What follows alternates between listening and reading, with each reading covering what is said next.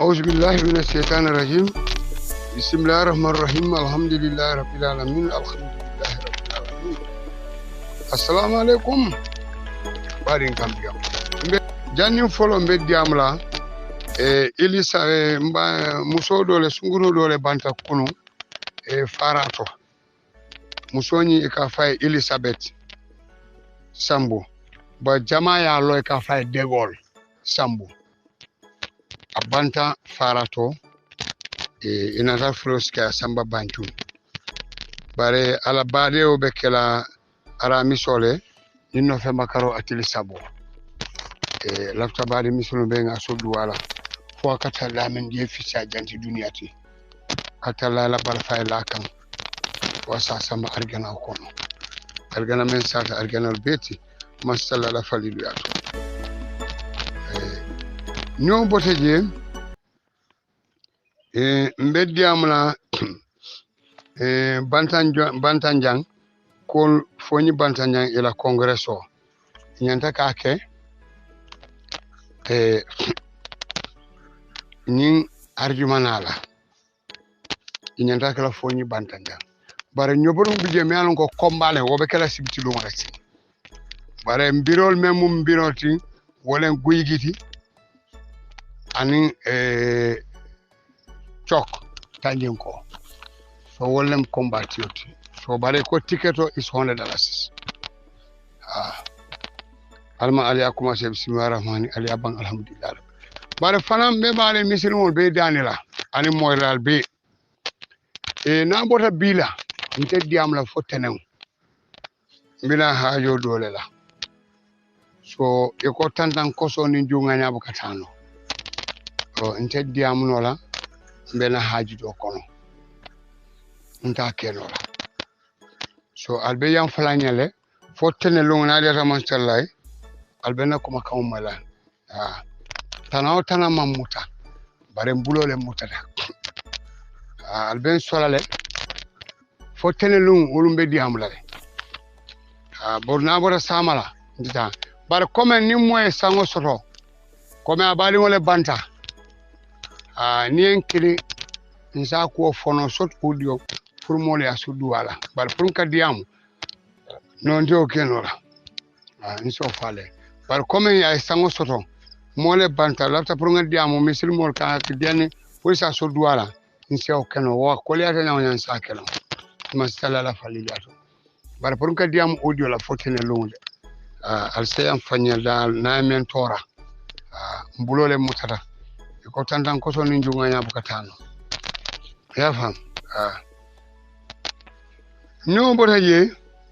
APRC non alliance iko nga ben sibitulum marakisa biro tuje banko bekan cham under the leadership of Yaya Tamba iko nga benje na biro to nga singa kacha iko elapse ya company la kelong ani regional chairman ol pe banko Gambia banko bekan albese ben sibitulong ngana nga kacha mochijo kana fara ta tombonyol bila congress lala ni membita tombon kan ta tombon kan be paswaro lela yamu be paswaro la yata ye letero savela IC ma jet fine alama kanaje balumbe sila bajelale bangalon ko IC din kilinte Gambia me IC long ibeye IC long e ajamela kol na yalo munem IEC otumo atola ikakijen PIEC Provisional Independent Electoral Commission in 1996 otumo ila officer be Kairava Avenue inata change yake Independent Electoral Commission anata ila bureau be dépenser ka londi dunia be yache nyimba tarol muskat bale dingol ayesika esindije jongo me manyon jongo tentuno la te ala tentuno la bare na si fanan iko ito le tam patriot fine ye asobi kundu hani fa ibanyo la droso ya kundu ya kila asobi yoti akuma kola man kola baranda alongo momo ka fo ko ha ya jamal be endos la wulu fulol abla jamal ni lande mana be fan yalla ya jamal will never endorse thank you to monjata akala mo ci jo fara barangalo nyim patio ya jamal tam iko IC maje so ya ke ya jube kongres so man kolere ko farma de humbo sel ko abakala ibatere kala flag biarati ala kuma kan ko abinana pour nga APRC tinya amera ko fama baraka nyamen kata mama amera ko mu APRC be wala nyama APRC mu letter na dilati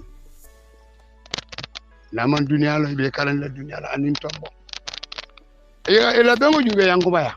ngol na tala alje forok ñu menon ko manke fenti moy patio mello e kam molje be derin tuk Gambia e kamera ko banko melon ko ama alifa soto ye ñi mol jube be la bala firiya kala be la kulu bala yakra barango Gambia alman ala lombare ya jame ali olon mo bu kala kurso kay men ka bakwa akko male be ngalo le wulol bi jele bari la wuliya be ya jame ko la tarin ko la wuliya ka filifi la aka wulu di ngoti haw ako male bara ko ci banko kam o mun diam kenso sali bulaje farman la ban sura ay ko alam nasraha wallahi wayt la kam ko mo le bay la fara ala la ko mo buga bayno wallahi asim ay mem o inma usri atabayna mok Dawda yaje kolya Dawda alaban be mu kairoti kunum in 2017 akolya ta purun ka yaje mala dun ko do mule fallande ko jatolla almarus fidida nka nyin coalition be nyim be mu batara di ngolati ceba berkel ba di ngol nge sobron debe nge feño debe fo APRC nungula kur moda si so konkono lante APRC mu ni Gambia banko ka mu o chewtiye fa o chewtiye hanal qur'anon sa siga ngasika ne fo santo man silang ne feño debe kulubale dingoni man kulu ne debe foni wululal be bi duol suki tak de tubani kalo kay ju kala mo city diamona nolem anu di fallon amanka nen dirti ñaaje men ka peren ka bana ro ka man duni Allah para on tende de buka koron ñe farfar fo tengul na mek so sangana tombo alisi ali ju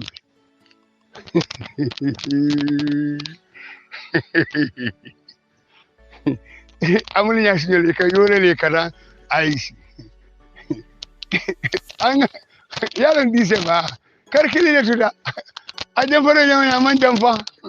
man sala la falila akol man sala la men fo bu ka bay akol entele ka cito te to ñaa silo la akol da ma pet ala kito bu ka mistake wallahi asim nim kono yudi ko le anone ko be la banate tenite yaaje me mama ndiral nakuma musulu bolde ale ñul kortale korasi farma de ja humpa sija mete ka tujan bar ni sulola be tubira billahi wal kitab ni sulola be tubira nyama be tika la ju fasam ba be fingo wa ta ju ka wala wa ni mbuda fonka de min arsi ale jube al mawrusulam ndala nga ñun feño debe ni la moro be mu na soliman lati ni chakano banta billahi ndala nga wolno ni chakano ban ndala nga wolno arsi ale jube jale yankuba a foto le bundi saba jole tibone ba hiba natala nadia tamasila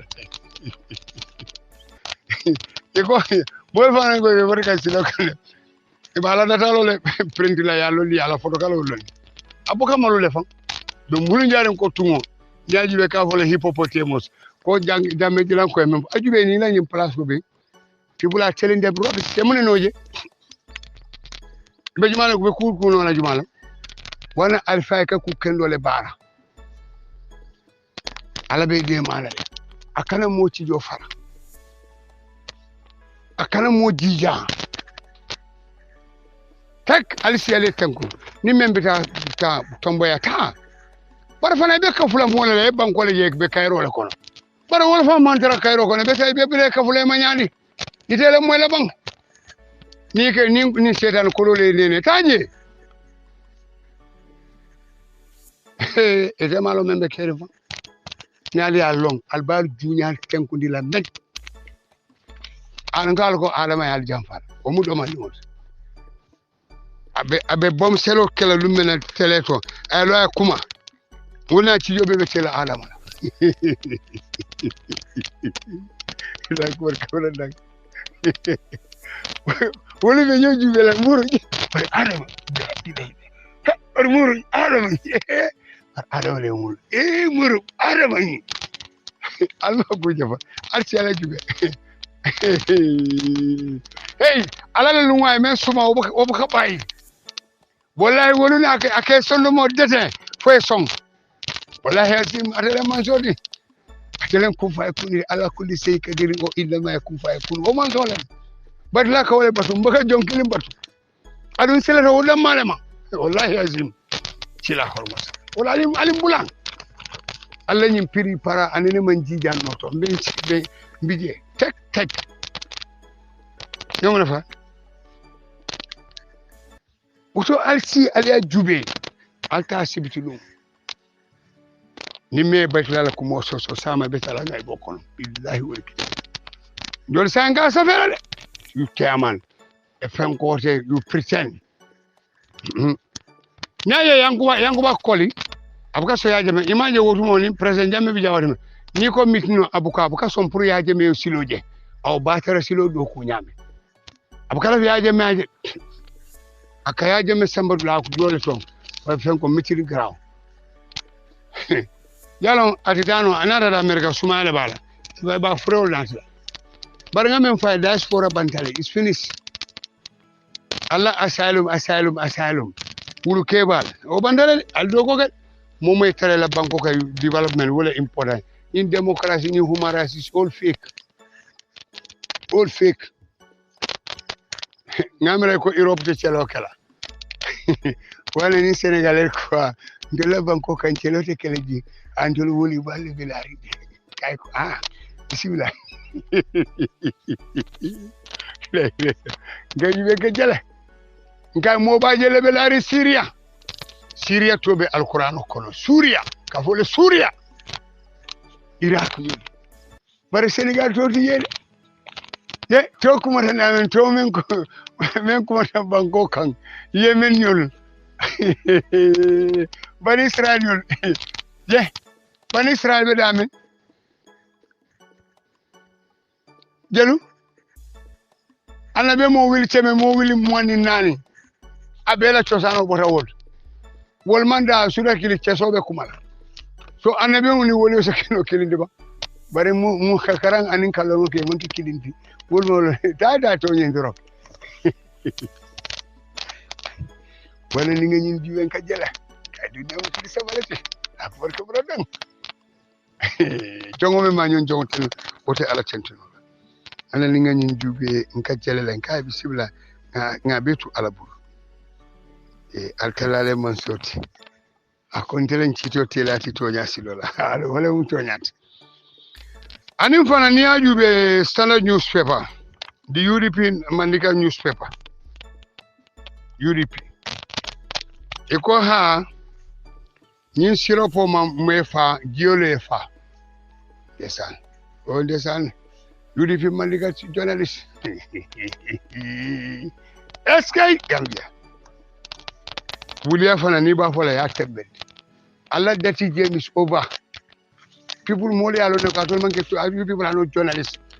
para side and one side of story koma le menke ala tiara sile biale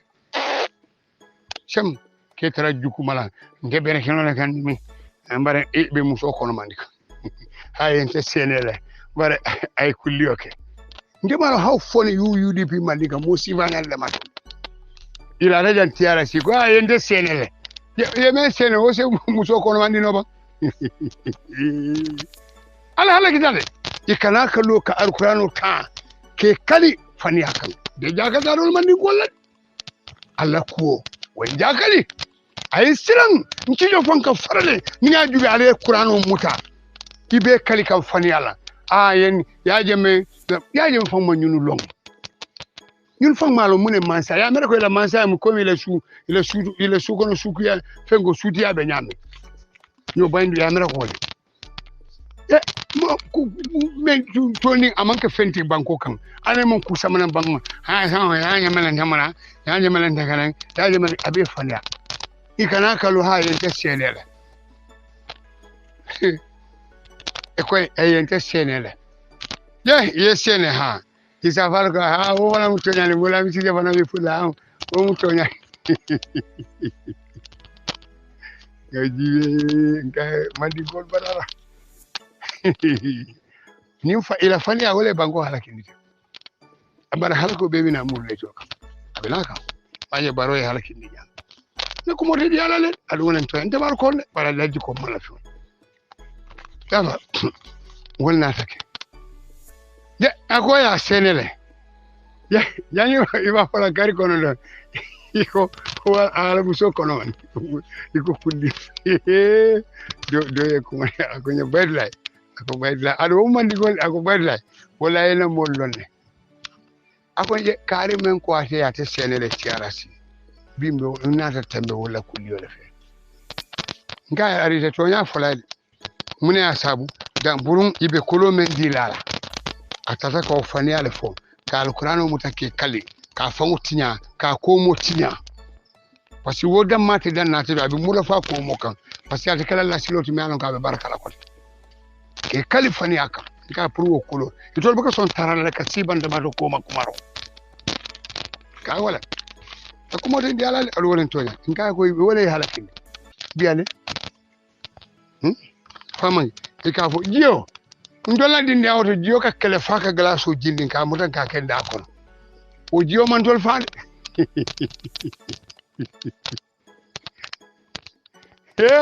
pare denga bra jindi ibu kam mon defan yalon dani be kuso nyuni they don't get sense wala they write rubbish to Adama Barrow to give speech mais non il faut le ka safero sifak and the only thing the negative part it will become they don't get sense iko hise university product ke dilevable basta silevable tous kana nyabo ñu la ko la ko ji la ñi ñala kali dako look at that moldi wol fata ay man na ko kan ko molto because of munem minister men bije man din ko le UDP ko la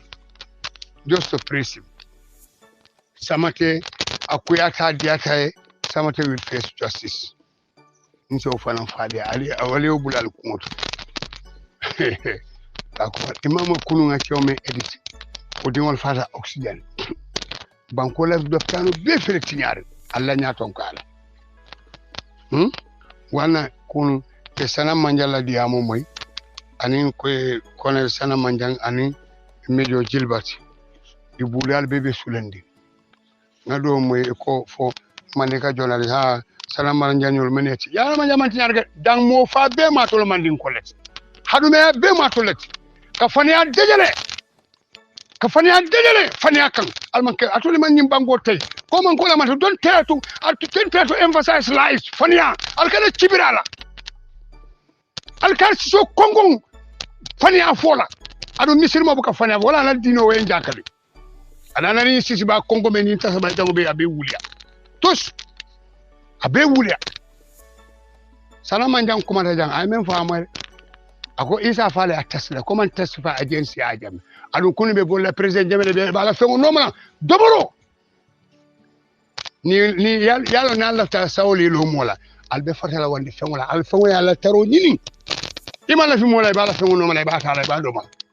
abba ito teleno la yano atote yaje me teleno la tous albe hawo la fa bata kuma ba folam rek ko mara image bi ale yaje me chokasi ale mo memelo ni wal doyanti o man jutu jamu la menta mi da tolti atal fan koro sila ba le muru ko ma ba le tubi bang ate muru ko ma le tubi bang ngal ko lebi no fem alkala bay ali ya bay la jam ko ba kala fana fo be di ala wolude na kali o kali yale o walla o diama way to yale fol sana isi soldier ha na fani afo agency ya jam yes ni na tell the truth TRS you are free mo jelo atole dawda nyaton kay mulbe kumbola wala to la nyaton kay ka jakale Allah sama e mirale Allah sama place maralo abe ko yalal pati moltal tros la ko adona ko say to le na fulo sore nga ko suñale abe mbulu wandi taro ñi bebe kasara alwal fanno korosla Allah minisa ko tolle al menu fufu la kam place kan men be minisa la kam tol dinde bile hani ko mo famman ke fenti hako buka moto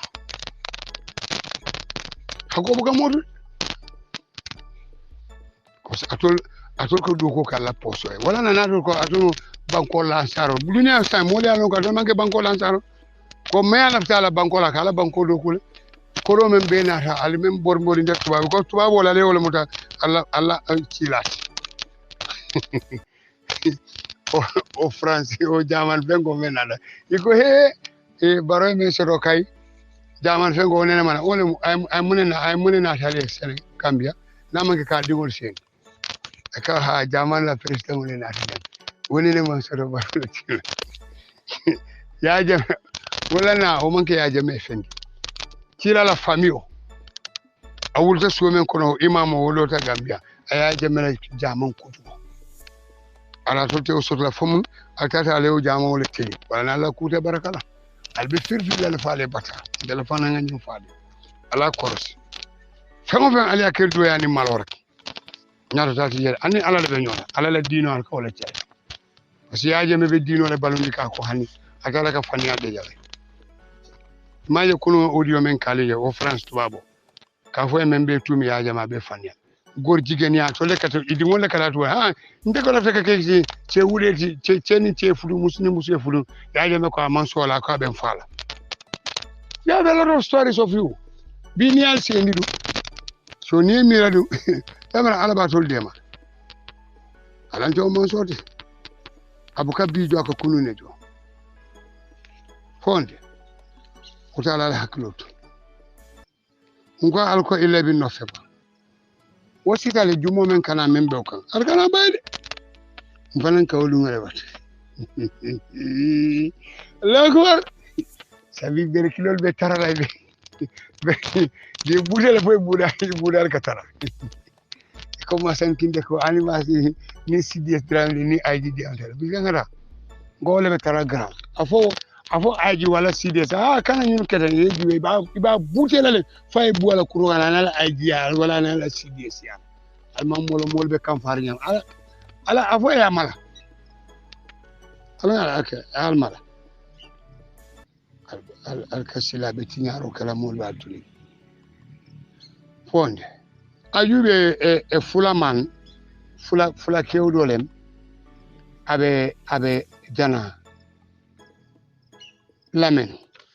hina baji nyon la korra balaji o fula kewni aka mano ta me expired masin babulu ay boto free aw mano ta ni manu do ya jase aka kara boto la ka fi hala bali mol ma Gambia no la ika dom melo woka side effect la di kono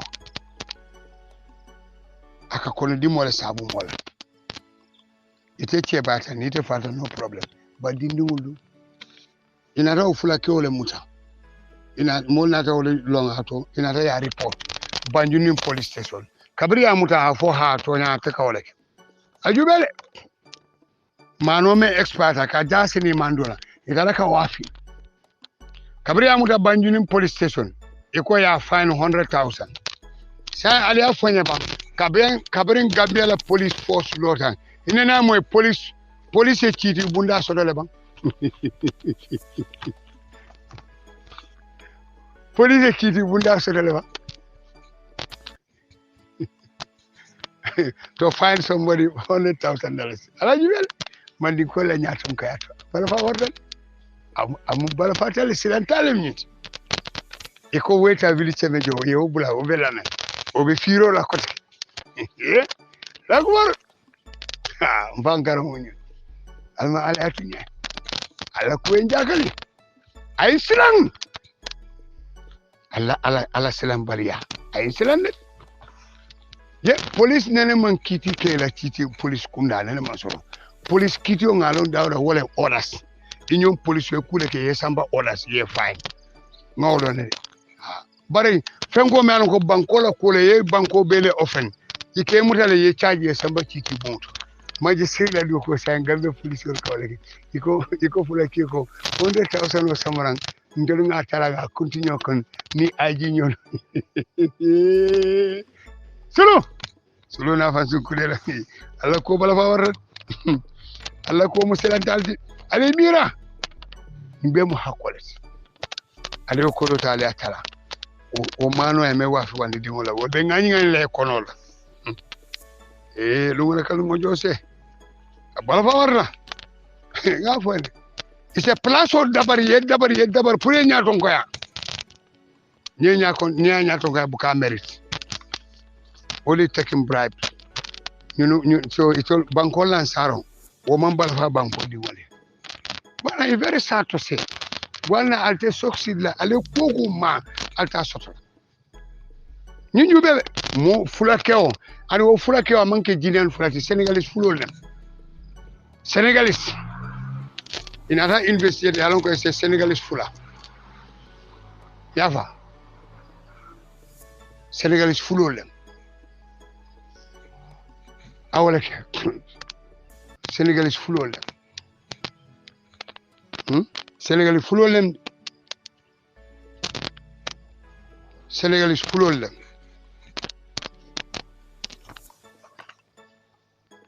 senegalese fulol dem hajubel anata ay mano me experta ka jaseni man do ka wafi Gambia di mol ya muta ko widi chame sa en police fanka kito ke fay magistrat la do ko wala bala fa wala wala na hajube momo iswe ngamoy o fulake o membije commissioner for West Coast ngamro ye ubondi jere e mala fi way taraje they come to take bribe wala wala na ngata ni ala buka bijo aka kunu lejo ko membije nunje aussi commissioner membije ni ko fulole barsa dole saman la kumar kabrana so bu gambena be am ye fulo bulale ahena lamen it's going on this business normal it's no problem bandika technocrat it's very sad to see it's very very sad to see kolera par alay melo jam ite malan jamme ngo ka futa yo malan jamme faraba kunun ko atala dindin dole ya aka moriya kele atala je ko fo ajuole kademi malon juo min tole yano che simbarole atala wole ya farato afudali ya otara wo bendela audio le pleka aka fo ha ite kela moyina ha aka tole baytle amuta alalti oka ko mona kande sa sala ben nata pun usemma ko pusen jar oka ko wole nati jan ha ite ko bugi man la fi baytla la kumola ni aka ko oka bige yale ko sije oka ko fang bojan te fante jaranola amimira la ajuo men kadimi abe tufa mo me alon ko yalon nin tolo la ha ndo be bula la tombo jatano ma fa en bula tombo jatano ba de la kabilo mol fam me muta fenti o man tara tombo jate ite damala be tombo jate ite me alon ko be tamala tel minutes buda be tarare ce yu fole me alon ko de boka jongoro no ke bu fosi yebu ite se lo de ko fan kan ko molene ime fan koros ite borno la fan ibine square mita yufu ce simbaro ikamara don de buda be tarada be nora la ko ba ko ite se lo ka ko mo bane fonyo le ba juwo kono ni fonyo bonda juwo kono be de la mala jeme mu fel ko nya ka sinyul na nyum ma balay soro nyame nyimbe tole ale woni nyama ce simbaro le ma ada satale wala kana hana abulaje ni fonyo banda juwo ko na be de la fonyo la man ba buda ko ni fonyo banda jalo che simbaro le ni fonyo banda juwo ko na be de la tebuga nyunu danko ani ite fenke galo sedi atara kanilai last week afudada kanilai ako ate is from office of the president ako ha ate natale purun ka je visa labta tala kawru fam ya jamena kunkoro de aka ha labta tanko mim ja labta wala in visit la okay ko nton we don't have any signal message so jaro lo long ako ndole man signal message ya fanya ko ite kanajan ako okay wala na yoro ba sukuda iko arama man ya jamala fengol wafi mandin ko le wafi UDP kol prunga fo e buri alo ako office of the president wolle aki wolga go ndol man signal message solonte alawdula so jaro le abay aseta anada mu itara rek til dantan e signal message o tilan ko galo sedi abinaci sibtulun o sibtulun fana o sibit tambila la nata je october karo atilu moanin kononto on the 29 of October 2022 ani motole nata registration number DOC W1 ani o motole nata akana ta monela ako kawru fam ji tanko be mbi ya jame melondi je iko lafta kawle wutu ka samba RVH Banjul loftan bato Banjul loftan ba man ji tanko soto o be kala mbulu jakaloti Banjul loftan ba o man ji tanko soto o kata mbulu ka ko wolti e koy bina wole bondila je fo alla corona ko dole namara samate ko Gambia ya jamela bila tilole jararo betada ya jamela tiloti ko his right guy still right surgery only good self promotion good my brother those days are past people are matured ya jame has educated a lot of people are aware fa ko bismillah so akwai be wala tala pour nga samba RVH ye wo corona ko dole yo be fay jonkon kon corona ko dole Allah corona ko do ale menta million wala do talala non seulement soto al damo wala ke sun sulu toti wala alama buka bay nyale alama buka samate bang to lew ko do tala alama kuriya wala na yoro ba sukuta samba ba do ma pour ya moy de e ko adama ma ya jamala baga sota akonte ko adama is very good aya jama ni aja akon min fonde nde ni aja konyo ko ya jamme ni aja konyo ko yoro alata ko la ya jamme ta ko bisibla ako ya jamme ba fe fullu men na tata alila moy ako di same person ko ya jamme wutuma ala motol aka diatela ya werse ya jubel moy ako ya jamme kala motol na bota ikbe ka werse atelier afana ka werse musa jameya anin cew dole mandin kolende something dam fa something ay to kondon dole fol ako wala kata kala ko do kole yafa ko fine ako ya yeme school ber bi fana ko ako baro school ako nye baro man problem sur ako nye ka kumo men fo baro amam betia tigala intellectual pour yo stop UDP nkolo kay mandi ko le mengo men ma wala no ngay ko UDP o baro dia all equal I not take it for granted wala ni jana I not even take it ako en billahi ni long amam problem so ngay problem so de mo me man bala fa dingole o bala fa la Gambiano le ka ko yoro ya talking to somebody de ngalo ana do ma fay do si support Jammeh party de ngalo ne ikamembe tika tia bi man kusoto bi ale nga ko wela baro like it or not he will kick his ass abi willa le ya Jammeh sila nga baro is going banko ti ta banko kanete atano nyato mo lungolun koli abe kafula nga siye jube ni November karo ajo nada fon wala nan keri ma ite yoro biya hanande iko elafta o tanko le tala kanila bare ite galo sedi tawta alta o tanko bondi ya bondi mbe sarte fula dilala imam fa asdan ko mo be sola murola be fa o baya jemala bagasu mumo ya bondi say be kasara billahi wal kitab tala bondi atol buka son tarala wandi hako rek dis yudi fi mandin ko wandi taro rek itol fonda buka tare buda rek tara ibuka ku katano nyim bango ni da wara babe aga mo 200 million is normal ni sako wana ya jama ka ko nyimu falole fangi it doesn't make sense dimi wala fa ko is normal yafa bobe keno la nyaadi wana dunia mu kacalati wona ke mira nin men ka switcho safay e malon e ka dum men kono baroma advice la soto bare yuta alkali abondi galole tam yaje mala fa alkali abondi abondo man ko ya ba lumbe sila iba forane ni ngalulu watara woyda asala Allah ka wandi tarola bakala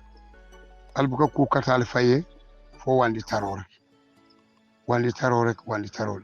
ajube e ko dindingol e ka mola fewol muta e ka sunguto la ngaybol ta ka kuntu yeta ya wafi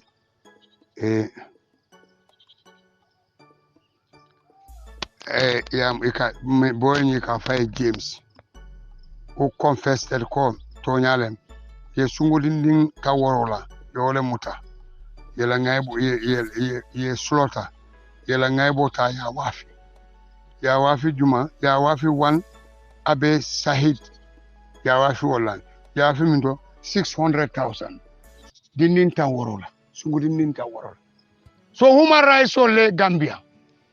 foy mo jele sirf kijera human rights foy ti yebang almantara jebang dindin ta worola ikawle muta ye fa yela ngaybo ta ya wafi ya muta e dunia len kacate Gambia de ka jakalle fan wala tina dunia muteli sabalati wana jongo sisilan de ka jakalle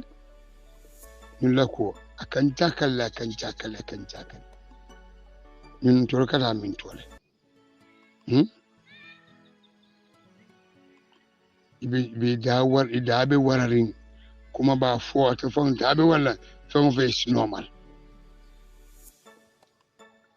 fon fe is normal alila mo ni chola ka fa dam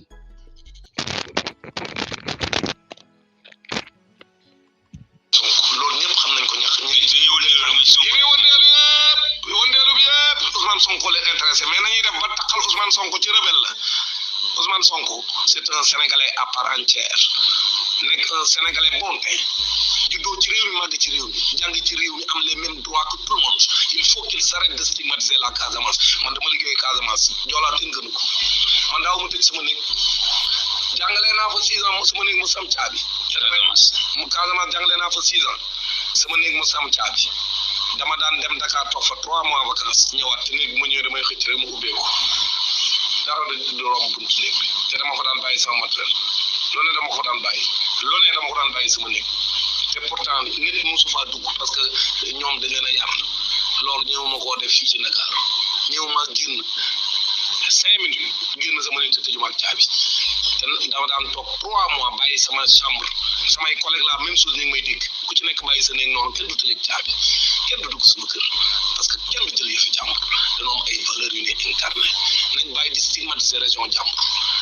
Sénégal ñun ñëpp ñoo ko bokk toutes les régions se valent bëgg ni ku jógee Casamance rebelle nga loolu lañ bëgg a def ci bopp Sénégalais yi bëgg a présenter Ousmane Sonko comme un rebelle ça ne passera pas bu fekkee foofu lañ bëgg a jaar comme dossier Adji Sarr yàqu na gis nañ ni ñoom mënatuñ ko jàpp ci dossier Adji Sarr bi yàqu na léegi ñuy wut beneen pexe pour bëgg ko jàpp bu ñu ko jàppee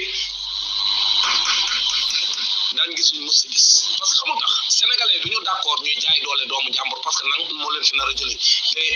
le vrai adversaire de Ousmane Sonko ce n'est pas Macky Sall c'est la France qui est derrière la France je veux dire ta be amoy le PB start pour un cas que Ousmane Sonko la Macky la fero wata altala la fero la wata di wallahi asim amalo aka memma la ko barka bralla mbiro me jambu soko na findila wala o parata nyobar wala afa e tenkun la ko barka bralla falo lombalo wala ka ko ma se muta alila moy ila fali mansakeo. The finance minister recently at the National Assembly revealed that government expenditure on travel has been over 200 million. Are you really concerned as head of state? Well, when you talk about 200 million, this is about $4 million. If you look at other head of states or towns of head of state, I don't think it's an exorbitant amount. But when you talk about 200 million in the Gambian context, it's very high. But I think this is normal.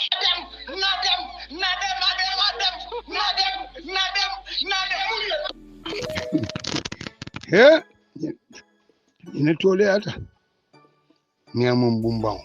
wala nyinti indefenti lai wala indefenti amalo fang how to up Gambians 400 million biale alina ni mo ni ndola muso ni me afanfa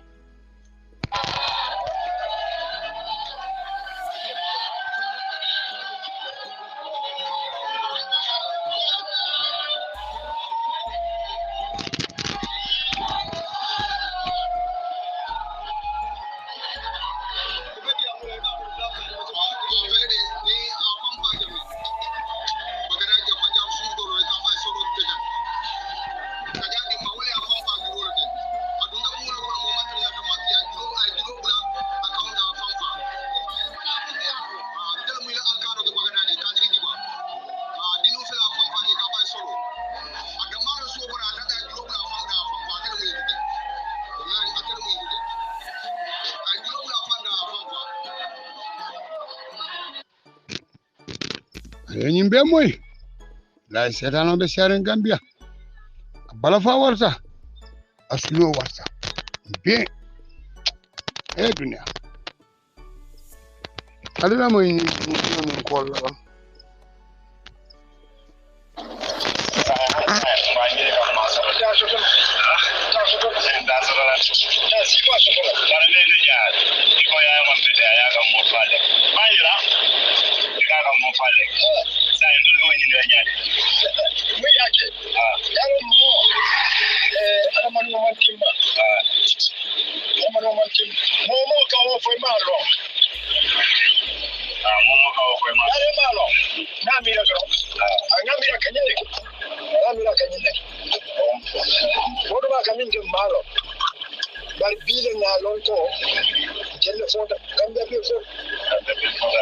Africa fana be foda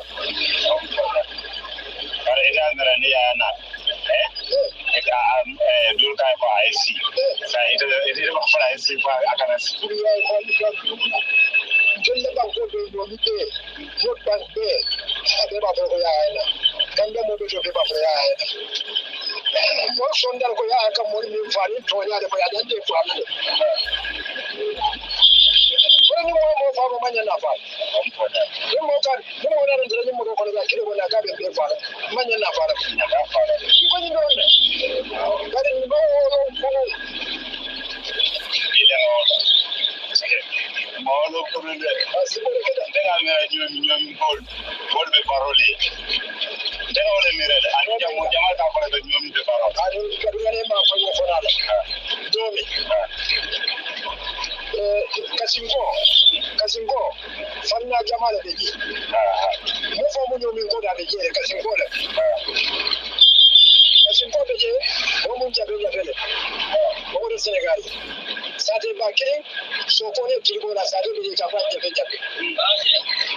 That's a million to let go and you. When you have a call, I'm not like fast. Kirjat, Buru,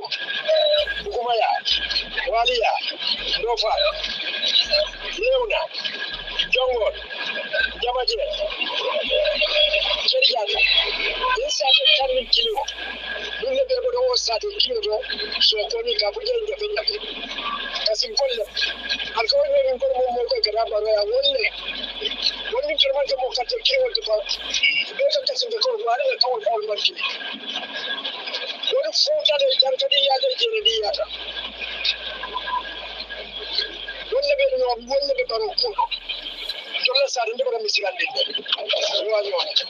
if I'm Michigan, I don't want to pay Adam Barrow.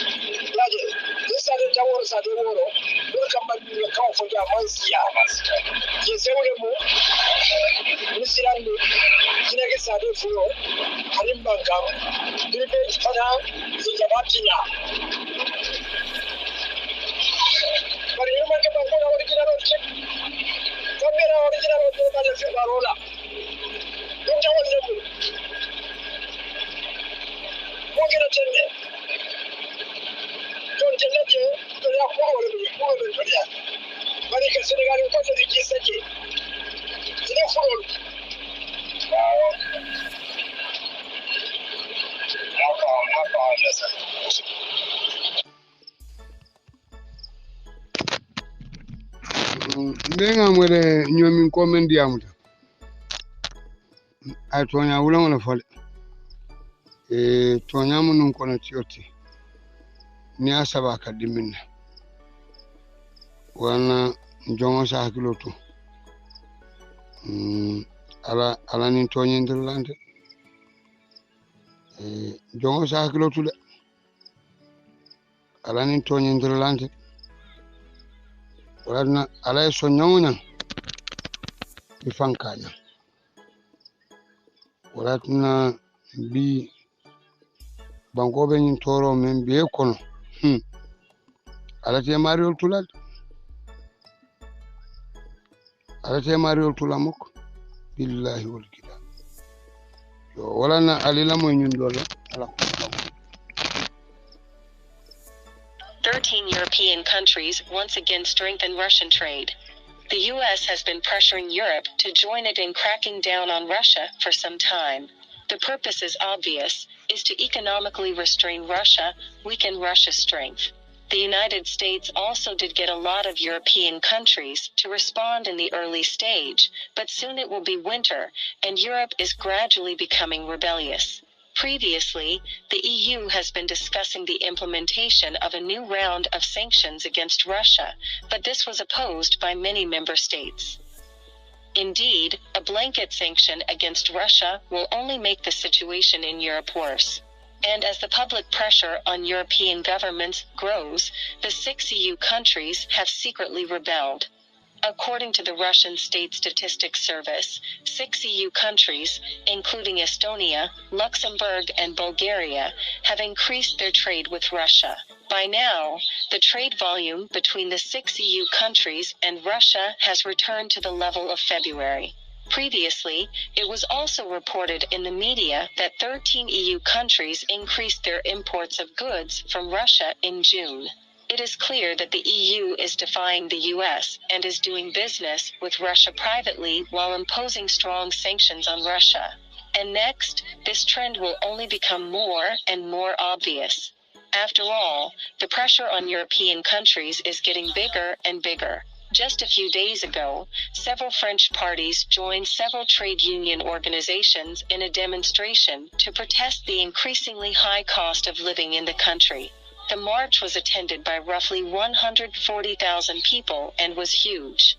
Obviously, the French people can't hold out any longer. If Macron follows the US in sanctioning Russia, the situation in France will only get worse. In the face of the pressure of the French people, Macron finally had to make a compromise and let go of the sanctions against Russia. In such a situation, the EU countries will follow suit. When the time comes, Russia will be under much less pressure economically, and the pressure on the European public can also be relieved. It can be said that it is a win-win approach, but Russia and Europe are happy, the United States can be sad. Look at the current situation. The United States wants to economically suppress Russia's dream is to fall short. But what makes Biden even more upset is that the U.S. plan to weaken Russia on the battlefield in Ukraine is not going well either. Just a few days ago, Russia used long-range weapons to strike Ukrainian energy and military-related facilities, and destroyed several U.S.-aided howitzers. It is safe to say that Ukraine is in a very bleak situation. But the U.S. can only watch as the Ukrainian army is beaten, but can do nothing about it. The current energy crisis in Europe is very serious. After the loss of Russian natural gas supply, the European energy prices have increased more than 10 times in the first half of the year. In the case of necessity, the German government can only be subsidized by the government for the ordinary people to pay for natural gas services. The German government even bought some energy supply enterprises through the state intervention to stabilize prices, but this is not a long-term solution. And at a time when Europe is in a huge crisis, the United States, as a European ally, has stabbed Europe in the back, and the United States and Germany and France seem to be breaking up.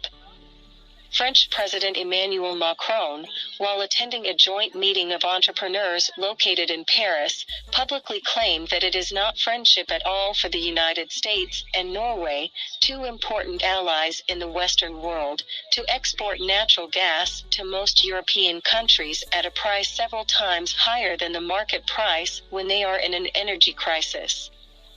This is proof that Macron is very unhappy with the US and Norway taking advantage of the opportunity to harvest European wealth.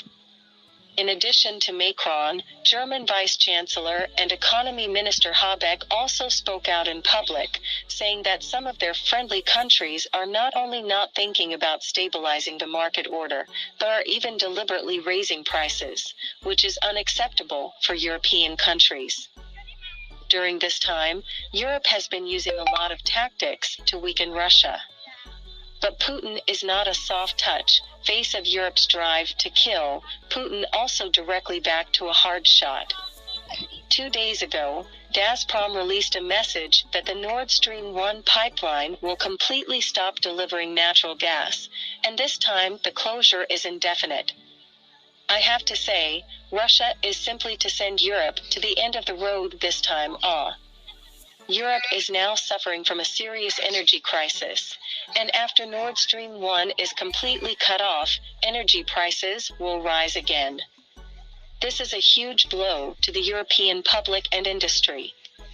I think the European economy to fall into recession. But Europe is now also considered the government made by itself. If you do not follow the United States, it will not end up in the present situation. And in the face of such a situation, the European public is finally unable to resist. It is reported that 2 days ago, in the Czech capital, about 70,000 people held a demonstration. The main content of the march was a protest against rising energy prices, as well as the Czech government's constant following of the United States and assistance to Ukraine. After all, the Czech Republic was able to give Ukraine a lot of military aid, but gave the people only 2 sweaters. It can be said that now the Czechs are not much better off than the Ukrainians. many people of the population are of the opinion that the United States is actually digging a hole for Europe by asking Europe to impose sanctions on Russian energy. This is only convenient for the United States to suck the blood of Europe. After all, the United States is now constantly selling Europe high prices of natural gas, profiteering it. But the government, in order to please the U.S., still insists on ignoring the interests of the people, which does not make the Czechs angry. The 70,000 people in the Czech Republic are not a small number, and it is clear that the majority of the population is now anti-American. The government will have to consider the next step, and once the Czechs are really pushed, I'm afraid the Czech Prime Minister will be forced to step down and take Johnson's old path. The company's main goal is to provide a solution to the problem. Germany has also held several marches, and just a few days ago, in Cologne, Germany, thousands of people also held a demonstration. Protest against the German government's ongoing sanctions against Russia, resulting in higher energy prices, so that people's lives are greatly affected. It can be said that as long as the energy problem is not solved, the contradictions in Europe will grow bigger and bigger. When the time comes, Europe will be in complete chaos. But even then, the US can't do much good. After all, the evil that Europe is suffering now, and the United States cannot be unrelated. And under the constant death of the United States, there are now many European countries to join the wave of anti-Americanism set off by Russia. The United States. Of course, not only Europe, it can be said that the whole world is now against the US hegemony. Not to mention China, but also many countries in the Middle East. Syria, for example, has been oppressed by the US for years, and is now bombing US military bases from time to time. Just 2 days ago, there were multiple explosions, accompanied by smoke, at a US military base in the eastern Syrian countryside. Although it is not yet known who did it, but the big difference is that a few countries, either Syria or Russia. When the United States has forced Europe to be anxious, I am afraid that Europe will also be like Syria, began to retaliate by any means. By then, Biden's face will be lost. Now Russia has set off a wave of anti-American, gradually swept the world. I believe that the United States' rampant hegemony of the days will not be long. According to sources, U.S. resources to aid Ukraine have been depleted.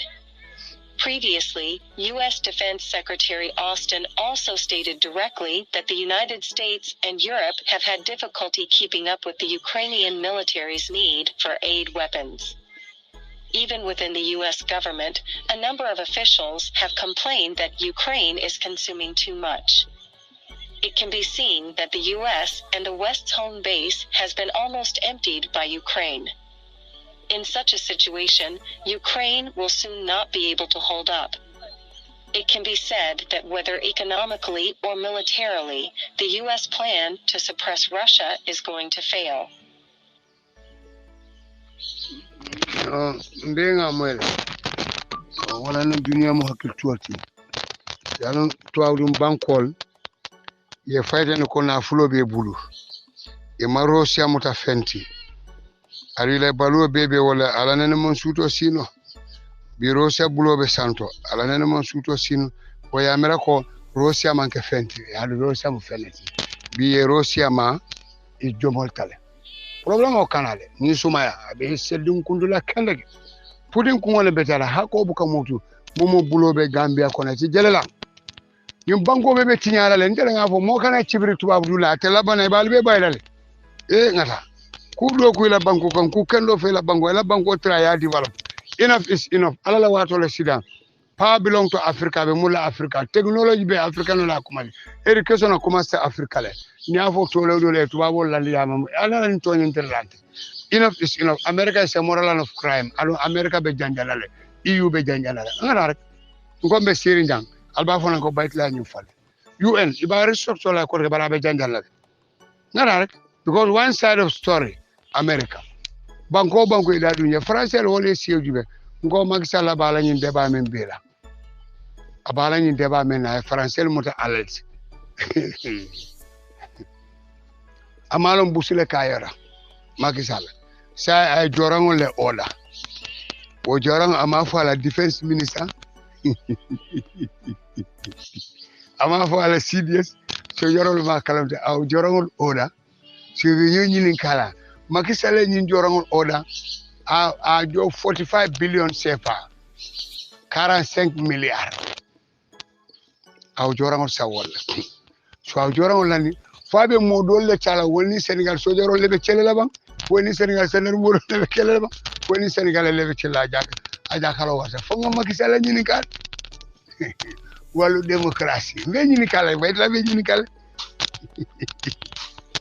yalo kabrana la jang 2017 independent ako walu démocratie ba terol ka fo Macky Sall akatale Macky Sall ni ya jame sangoni bankola afay alama mako bi Macky Sall juwole candidat Macky Sall a juwole candidat ka tambe Macky Sall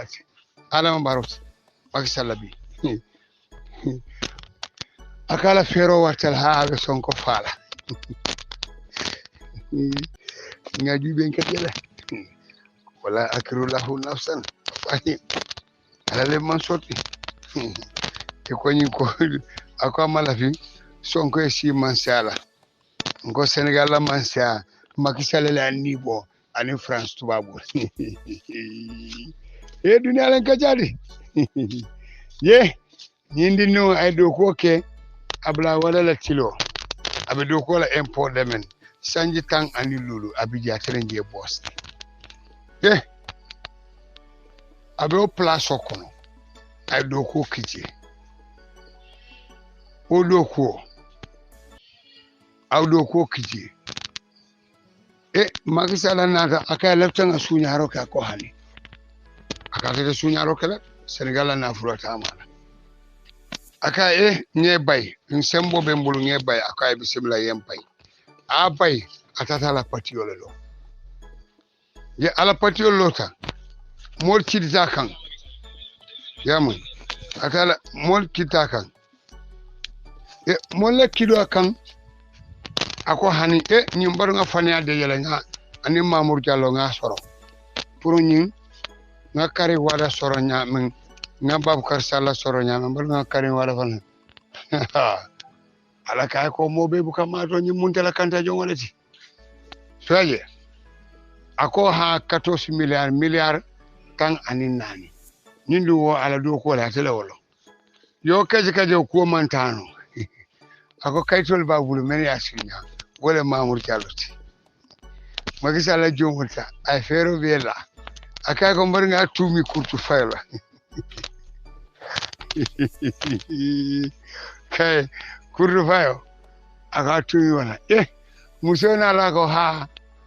ani sonko ela ni alo ndengalo wala nanga ko Sénégalais man clever tafa Macky fang man clever anala nyi masakuna be ma hakilo ha ni sonko ela le sinya nani muso e men boyen kay bu ko la si ni way ke la sinya kilinet ye bare ni moy la sinya nani ha ye sonko e ko men ka wili somana ka yasin suratu yasin karang kunya tanan kilin somanda finti yalo ne mune yasin diba mo ndeke ka jakale hala bade ye me dunya ni ala buri te ko debe wala celela wallahi abe ko lele ma saye ako mbaru nga tuubi ako nay lasine idamor ko iko aji sar kono watale kono wat baro kono han ka bi o amawudu aja kala wata alene kono je hala wadi wala sanji fulawa asona Sénégal walu démocratie Macky anga fen bahude fen bahud walu démocratie ali mo won yago yani Sénégal mu ngi ñew para atole be karana Macky ye bulle ma nyana ko boma wallahi ya jeme manke fulanti français be wulu baylale Afrique fo Sénégal west halna data ya safe yalla France kan aranga nim boro ma me ko matlab kan oto be den na le jang al se am fonyel sa am fotene lu wala ha ni nga san ci baro solo be di am na sot audio pana man ko to man da di am na fotene lu na le ta masala albe yam fulamma tantan ko sonin junga ya ko tan be den na le jang albani malem baytula al mahrus a jamaat babil masjid assalamu alaikum